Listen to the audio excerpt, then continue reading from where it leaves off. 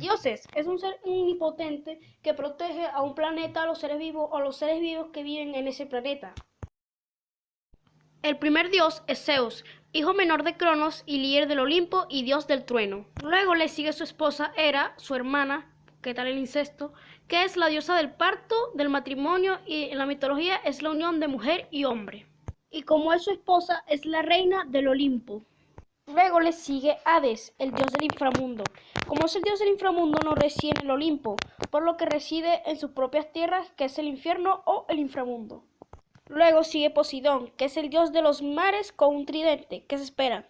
Y de Crucia, es uno de los dioses más rabiosos y con más ira incontrolable del Olimpo. Luego sigue Deméter, es la diosa de las amapolas, si no saben que una amapola es una flor, y cambia las estaciones del año. Si acaso esta es una amapola, la flor. True Life Hacks. Hestia es la diosa de la arquitectura, la casa y la cocina. Y por si acaso, según la mitología griega, era una de las mejores cocineras de toda Grecia. Pues como no, hijo, va a ser la mejor diosa de la cocina si es técnicamente una diosa. Otros dioses que igual tienen su relevancia, pero no tienen la suficiente relevancia para ser un dios principal. Ares es el dios de la guerra e hijo de Zeus. Ese es el único propósito en la mitología griega. Hermes es el mensajero de los dioses, es el único propósito en la mitología griega, pero como curiosidad, ese bastón que están viendo ahora es mayormente usado por las farmacias o clínicas y erróneamente es confundido con la mitología egipcia. Artemis o Artemisa es la diosa de la casa, solo eso. Hefesto es la diosa de la fragua o la herrería, y como curiosidad, por lo bizarro de esta historia, nació de la cabeza de su padre Zeus. ¡Qué bizarro! Como otra curiosidad, cuando nació era tan extremadamente horrible que su madre Hera lo lanzó por un barranco. ¡Qué sad! Dios Apolo es la representación de la luz y como segundo nombre es la manifestación de la desnudez en vivo, porque literalmente se le anda desnuda a todas partes, sin importar dónde quiera. Helios es la representación física del sol y como curiosidad siempre se la pasa en un carruaje de caballos blancos porque así se representa el sol y las nubes. Ya terminamos nuestro primer tema. Ahora viene nuestro segundo tema narrado por nuestro locutor favorito de todo el mundo, el Uxul o el Axel. El tema a tratar será de la ciudad de Atenas, así que de una vez por todas comenzamos. Fundación del periodo monárquico. Atenas debe su nombre a Atenea, la diosa protectora nacida de la cabeza de Zeus, cuya historia se confunde con la de la propia Grecia.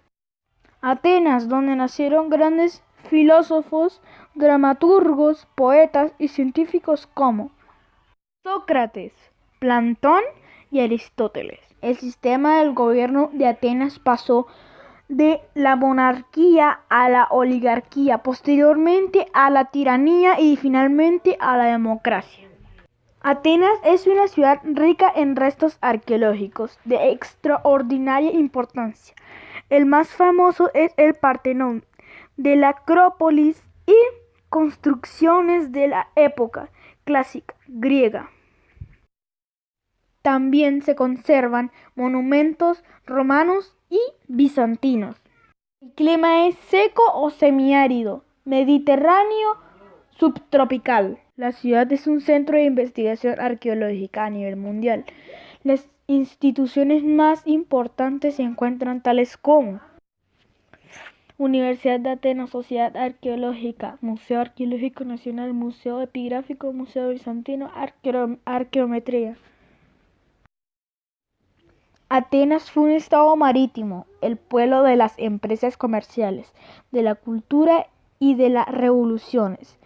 Fue de dos grandes hechos: la fundación de un imperio marítimo y la organización democrática de los atenienses fueron los primeros que ofrecieron al mundo un sistema político basado en el voto y en el que se gobernaba por sí mismos. Pasó de reyes a los nobles y de estos al pueblo. Órganos del gobierno: el consejo, la asamblea, los magistrados. Y si quieres saber más, estudie, por favor.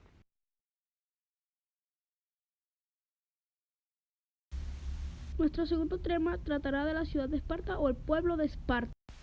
Esparta surgió como una entidad política en el siglo X AC, cuando los invasores dorios sublevaron a la población local hacia el 600 AC. La ciudad ya era una potencia militar en conjunto de Grecia. Los ciudadanos espartanos representaban solo una pequeña parte de la población total según Sócrates. Los únicos que tenían poder político eran los denominados espartiatas, que a diferencia de los espartanos tenían descendencia con el pueblo infraeuropeo. Eran llamados astoi o homoioi. Conformaban una minoría de privilegiados, pues al momento de nacer recibían una parcela de tierra junto a unos iloas, que conservaban toda su vida. Para ser un auténtico espartano se deben cumplir con 4 condiciones. Un auténtico espartano debía ser hijo de un ciudadano espartano y de la hija de un espartano. Los bastardos se distinguían a plena vista y eran maltratados y burlados. Haber recibido educación espartana. En el caso de los hombres, haber recibido educación militar espartana. Hacer sus comidas sicilias suficientes junto a los demás ciudadanos de los comedores públicos. Poseer una propiedad suficiente como para permitirle sufragar los gastos de su ciudadanía. La mujer espartana. Las mujeres de Esparta disfrutaban de un estatus de poder y respeto. Desconocidas del mundo clásico, aunque las espartanas estaban excluidas de la vida militar y política, gozaban de allá consideración de las madres de los guerreros. O sea que los guerreros tenían respeto hacia ellas porque eran las madres de los guerreros más fuertes y más letales de esa época. Los espartanos no solían casarse antes de los 20 años, y al contrario que los atenienses usaban ropa ligera y corta, y se movían con total libertad en el pueblo. Sistema político espartano. El sistema político de Esparta era controlado por los reyes. Como más famoso y tuvo una película fue el rey Leónidas. Los reyes tenían poder absoluto en el pueblo, pero los ordenaban la sociedad, que eran los espartiatas. Los espartiatas eran personas sociales y lucían un uniforme especial para distinguirse entre los espartanos. Tenían prohibido ejercer una actividad productiva.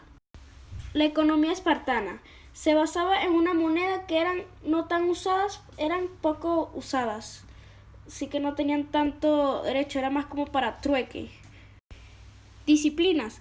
Los espartanos no solo eran hombres con deseo de guerra, sino también eran poetas, agricultores, embajadores y éforos, que eran como un tipo de subasamblea, también llamados supervisores, que formaban un colegio para mantener un mandato manual. La disciplina militar. La disciplina militar comenzaba a los niños varones a los 7 años. Lo primero que le hacían era hacer una prueba para ver si eran capaces de aguantar o resistir distintas cosas o dolores.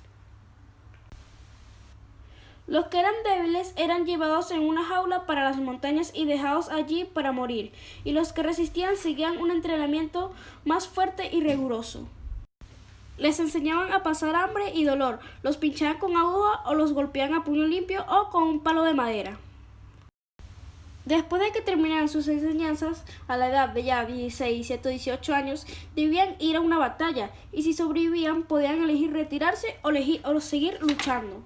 La mayoría de los guerreros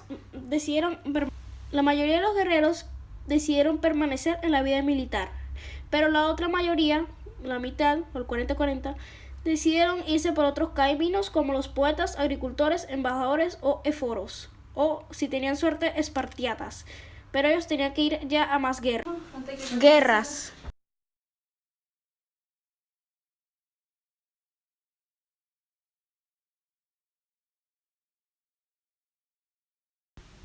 Primer invento fue el molino de viento.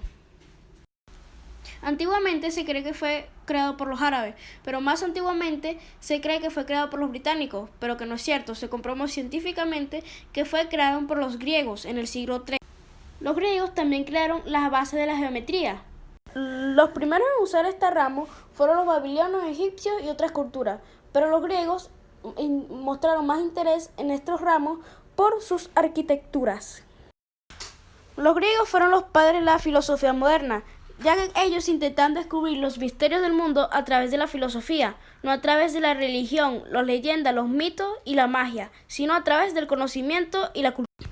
Los eventos de los Juegos Olímpicos fueron inventados por Hércules, o más conocido como Hércules, para dar tributo o honor a su padre Zeus por darle la vida de un semidios que después se convertiría en un dios. Ellos también inventaron el reloj con alarmas a base de una vela con unos clavos que medían la cantidad del tiempo, y al momento de la vela derretirse, el clavo caería en un plato haciendo un estruendoso sonido. Gracias por su atención, que tengan un bonito día.